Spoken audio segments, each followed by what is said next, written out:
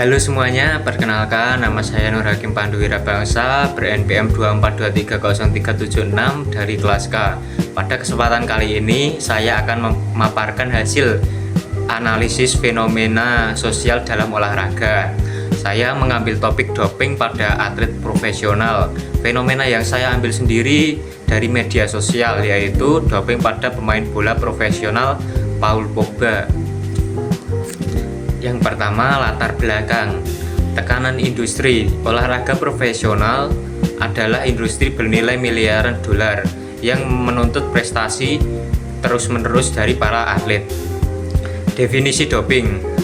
Doping adalah penggunaan zat atau metode terlarang secara ilegal oleh atlet untuk meningkatkan performa, daya tahan, atau kekuatan fisik mereka selama bertanding. Praktik ini melanggar sportivitas dan sangat dilarang oleh organisasi olahraga dunia karena dapat membahayakan kesehatan. Dampak luas. Doping sendiri memberikan dampak merusak yang sangat luas. Selain membahayakan kesehatan fisik, kesehatan mental atlet, praktik ini juga menghancurkan karir, merugikan negara secara internasional, mencerdaskan sportivitas, serta menimbulkan masalah hukum dan finansial berat. Kasus Paul Pogba sendiri, pada September 2023, Nado Italia menjatuhkan sanksi larangan bermain selama 4 tahun kepada Paul Pogba. Penyebabnya kandungan DHEA atau dehidropiandrosterone terdeteksi dalam urin pasca pertandingan Udinese melawan Juventus. Pogba membantah kesenjangan, mengklaim yang tersebut berasal dari suplemen yang diberikan oleh dokter pribadinya di Amerika Serikat. Tinjauan teori menurut para ahli. Pertama, teori penyimpangan sosial oleh Lemert dan Merton. Penyimpangan primer vs penyimpangan sekunder. Anomi ketidakselarasan antara tujuan kultural dengan sarana institusional yang tersedia. 2. Teori labeling Becker 1963. Penyimpangan adalah hasil pemberian label masyarakat. Ada doping di label penipu merusak identitas sosial secara jangka panjang. Yang ketiga, teori konflik Max Dahrendorf and Coakley 2015. Olahraga sebagai arena pertandingan, perjuangan kepentingan, tekanan ekonomi, dan komparatif kapitalisme olahraga mendorong atlet mencari cara tidak sah. Keempat, fungsionalisme oleh Parsons dan Durkheim. Regulasi anti-doping sebagai mekanisme kontrol sosial untuk menjaga fairness, kejujuran, sportivitas dalam industri olahraga.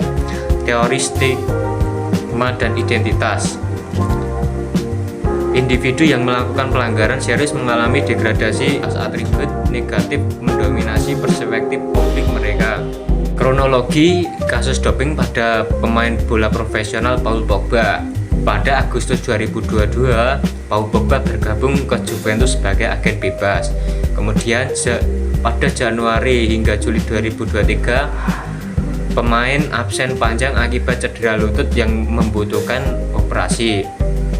Pada 20 Agustus 2023, tes urin pasca pertandingan Udinese melawan Juventus ditemukan kandungan DHEA melebihi batas wadah.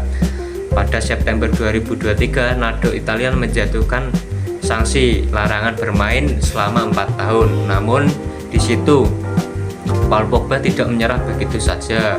Pada Februari 2024, CAS atau Court Arbitration for Sport mengurangi sanksi menjadi 8 bulan. Jadi pemain mengajukan banding terhadap Nado Italia dan akhirnya berhasil dengan dikurangi sanksi menjadi 18 bulan. Kemudian September 2024, Juventus secara resmi mengakhiri kontrak Paul Pogba.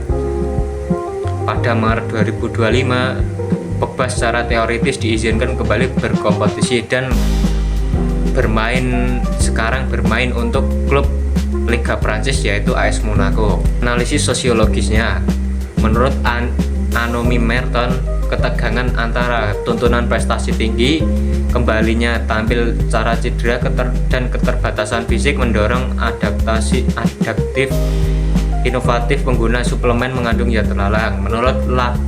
Menurut labeling Becker, media massa labeling Pogba sebagai pemain curang meski Kas mempertimbangkan kelalaian tanpa niat. Label sosial tidak serta-merta hilang dan memengaruhi reputasi. Teori konflik, Paul Pogba sebagai komoditas bernilai tinggi menghadapi tekanan ganda dan dari klub besar penggemar, kebutuhan pribadinya komersialisasi dan menciptakan kondisi rawan penyimpangan. Fungsionalisme, respon institusional tes doping, sanksi Nado banding Kas menggambarkan mekanisme kontrol sosial menjaga integrasi sosial dan mengirim sinyal komunitas atlet. Dampak sosialnya, pada karir Paul Pogba, sanksi 4 tahun kemudian dikurangi menjadi 18 bulan di usia 30 lebih berpotensi menghancurkan karir secara permanen. Kontrak Juventus resmi diakhiri pada September 2024. Pada kehidupan pribadi, tekanan media sosial dan stigma sosial mempengaruhi keluarga Pogba bersama dengan kasus pemerasan yang melibatkan saudaranya Mathias Pogba.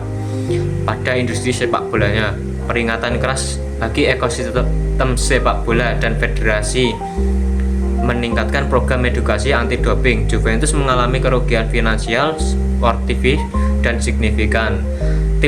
Pada tim nasional Prancis, ketidakhadiran Pogba mempengaruhi kompetisi tim. Kontroversi publik di Prancis terkait citra atlet nasional pada Piala Dunia 2018. Solusi dan rekomendasinya, penguatan tes anti doping. Program edukasi menyalurkan mencakup zat terlarang, konsekuensi hukum dan kesehatan melibatkan pemain dan dokter para staf. Kedua, reformasi pengawalan suplemen, sistem ketat, transparan, dan penggunaan suplemen dapat terindikasi aman, serta larangan suplemen tanpa persetujuan tim medis. Tiga, dukungan psikosasi atlet, layanan konselor dan psikologi olahraga untuk membantu atlet mengelola tekanan performa tanpa mencari jalan pintas melalui peningkat performa. 4, peninjau script liability, diskusi lebih luas, cara membedakan doping disengaja vs kelalaian tidak sengaja sambil tetap menjaga integritas sistem doping secara adil. Kesimpulannya, kasus doping Pogba adalah fenomena sosial kompleks yang tidak cukup dipahami hanya dari satu, hukum atau medis. 2, tekanan struktural sepak bola, tuntunan prestasi, nilai ekonomi, cedera menciptakan rentetan penyimpangan.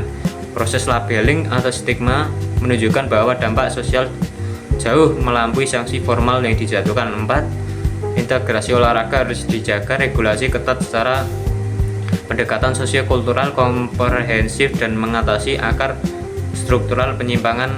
Nah, baik, itu dia hasil analisis fenomena sosial dalam olahraga. Semoga materi yang saya sampaikan dapat bermanfaat bagi kalian semua.